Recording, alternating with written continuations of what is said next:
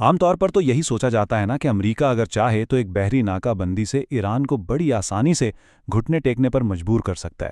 لیکن کیا ہو اگر ایران کے پاس اس کا کوئی جواب ہو، کوئی ایسا خفیہ ہتھیار جو جنگ کے سارے اصول ہی بدل کر رکھ دے؟ دیکھیے، یہ کوئی خیالی بات نہیں رہی، یہ ایک نئی حقیقت ہے جسے ایران نے کئی دہائیوں کی محنت کے بعد تیار کیا ہے۔ اور اس نئی صلاحیت کا نام ہے ڈائنامک کل چین۔ اب یہ نام تھوڑا ٹیکنیکل لگتا ہے، لیکن اسے آسان لفظوں میں یوں سمجھے کہ ایک طرح کا ایک اعصابی نظام ہے، ایک ایسا سسٹم جو ہزاروں کلومیٹر دور اپنے ٹارگٹ کو نہ صرف دیکھ سکتا ہے بلکہ بالکل لائیو معلومات کی بنیاد پر پلک جھپکتے ہی اسے تباہ بھی کر سکتا ہے۔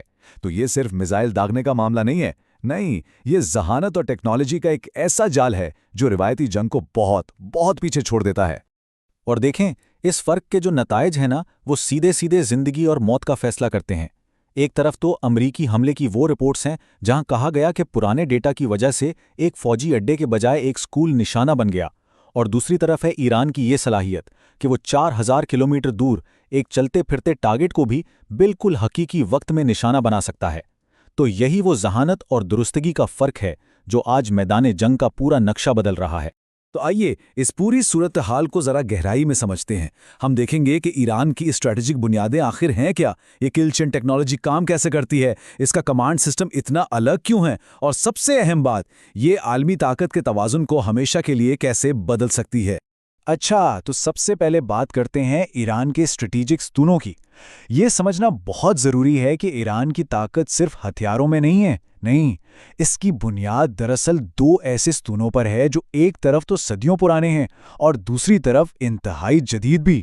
دیکھیں، پہلا ستون ہے اس کی تہذیب کی گہرائی۔ ایران کی تاریخ یہ ہے کہ وہ کبھی بھی مغربی طاقتوں کی مکمل کالونی نہیں بن سکا، اور اسی وجہ سے وہاں کے لوگوں میں ایک غیر معمولی مزاحمت اور خود انحصاری کی سوچ پیدا ہوئی۔ اور جو دوسرا ستون ہے وہ ہے آج کی بدلتی ہوئی دنیا۔ اب چین اور روس جیسی طاقتیں کھل کر امریکہ کو چیلنج کر رہی ہیں، اور وہ ایران کو صرف ایک اتحادی کے طور پر نہیں دیکھتی بلکہ اسے ایک نئے ورلڈ آرڈر کا اہم حصہ سمجھتی ہیں، اور اسی لیے اسے جدید ترین ٹیکنالوجی اور ایک طرح کی دفاعی شیلڈ بھی فراہم کر رہی ہیں۔ ٹھیک ہے، تو انہی اسٹریٹجک ستونوں پر کھڑی ہے وہ ٹیکنالوجی جو اس ڈائنامک کل چین کو حقیقت بناتی ہے۔ تو آئیے اب ذرا اس کے پرزے الگ کر کے دیکھتے ہیں کہ بھئی یہ کام آخر کرتی کیسے ہے۔ یاد رہے، یہ صرف میزائلوں کا کھیل نہیں، یہ ایک بہت ہی ذہین اور مربوط نظام ہے۔ اس پورے سسٹم کا دماغ اور اس کی آنکھیں جانتے کہاں ہیں؟ خلا میں۔ اس تجزیے کے مطابق چین کے جو سیٹلائٹ نیٹ ورکس ہیں وہ ایران کے لیے ایک فلکیاتی اعصابی نظام یعنی سیلیسٹیل نروس سسٹم کا کام کریں، یعنی یہ زمین کے اوپر سے ہر چیز پر نظر رکھتے ہیں اور پھر حملے کے لیے سگنل بھیجتے ہیں، اور اسی کی بدولت ایران کو ہزاروں میل پر پھیلے میدان جنگ پر ایک طرح کا مکمل کنٹرول حاصل ہو جاتا ہے۔ اب یہ جو سسٹم ہے یہ بنیادی طور پر دو طرح کے سیٹلائٹس پر مشتمل ہے، اور یہ دونوں مل کر کام کرتے ہیں۔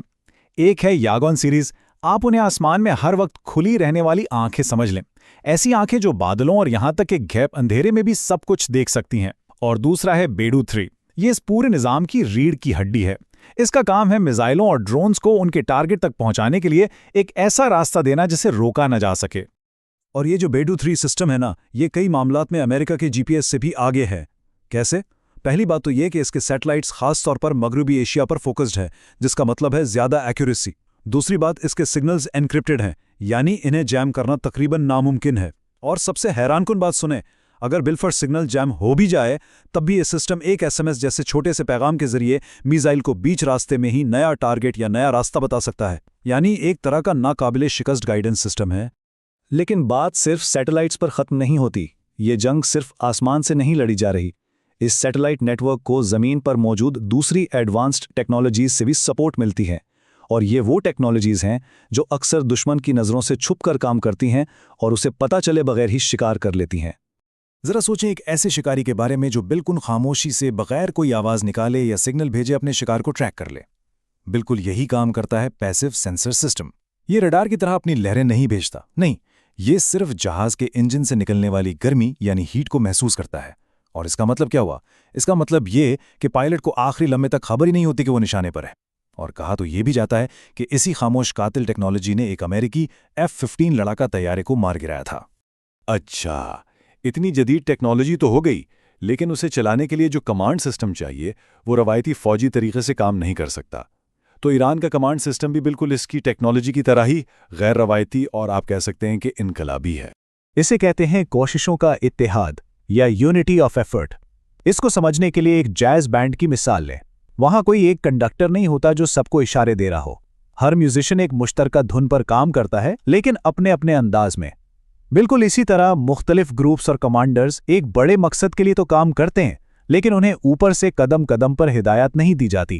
تو یہ سسٹم کام کیسے کرتا ہے؟ دیکھیں، سب سے پہلے ایک مشترکہ مقصد طے کر لیا جاتا ہے۔ مثال کے طور پر کسی بحری جہاز کو روکنا ہے۔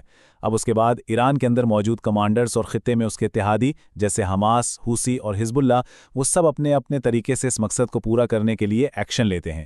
یہاں مرکزی کمانڈ کا کام حکم دینا نہیں ہے، بلکہ ان سب کو معلومات اور وسائل یعنی ریسورسز فراہم کرنا ہے، اور یہی چیز اسے ایک ایسا لچکدار اور مضبوط نیٹ ورک بناتی ہے جسے کسی ایک جگہ پر حملہ کر کے ختم نہیں کیا جا سکتا۔ تو یہ ٹیکنالوجی اور یہ کمانڈ سسٹم، یہ دونوں مل کر ایک ایسی نئی حقیقت بنا رہے ہیں جس کے اثرات صرف میدان جنگ تک محدود نہیں ہیں۔ نہیں، اس کے عالمی طاقت اور عالمی معیشت پر بہت گہرے نتائج نکل رہے ہیں۔ اور یہ سب کچھ ہمیں اس ایک بڑے سوال پر لا کر کھڑا کرتا ہے جس کا سامنا آج امریکہ کو ہے۔ سوال یہ ہے کہ جنگ کے اس نئے طریقے کے سامنے کیا اس کی روایتی فوجی طاقت، اس کے بڑے بڑے ایئر کرافٹ کیریئرز اور فوجی اڈے، کیا وہ اب بھی کارآمد ہیں یا پھر وہ اب ماضی کی چیز بن چکے ہیں؟ اس تجزیے کے مطابق تو زمینی حملہ ایک بھیانک خواب ثابت ہو سکتا ہے۔ کیوں؟ پہلی بات تو یہ کہ امریکی فوج کو 6000 کلومیٹر دور سے لاجسٹک سنبھالنی پڑیں گی، جبکہ ایرانی اپنی ہی زمین پر لڑ رہے ہوں گے۔ پھر سوال یہ ہے کہ کیا خطے کے خلیجی ممالک امریکہ کو اپنی سرزمین استعمال کرنے کی اجازت دیں گے؟ شاید اب نہیں۔ اور سب سے اہم بات، یہ نہ ویتنام ہے اور نہ ہی افغانستان۔ یہ ایک ایسی دنیا ہے جہاں چین اور روس جیسی بڑی طاقتیں بھی میدان میں ہیں اور ان کے اپنے مفادات بھی۔ اس سب کا سیدھا سا نتیجہ یہ نکلتا ہے کہ اگر امریکہ ناکہ بندی کرتا ہے تو وہ خود ایک جال میں پھنس جائے گا۔ اس آپریشن میں شامل ہر چیز، ہر ایک اثاثہ، چاہے وہ سمندر میں تیرتا ہوا ایئر کرافٹ کیریئر ہو یا ڈیگو گارسیا جیسا کوئی دور دراز فوجی اڈا، سب کچھ ایران کی ڈائنامک کل چین کی زد میں ہوگا۔ ہر چیز ایک ٹارگٹ بن جائے گی۔ اور شاید فوجی نقصان سے بھی بڑا خطرہ ہے معاشی تباہی کا۔ اس تجزیے میں ایک بہت بڑی وارننگ دی گئی ہے کہ اگر جنگ ہوئی تو یہ امریکہ کے لیے پیٹرو ڈالر کے خاتمے کا سبب بن سکتی ہے۔ دیکھیں، دنیا کا زیادہ تر تیل ڈالرز میں خریدا اور بیچا جاتا ہے، اور یہی امریکی معاشی بنیاد ہے۔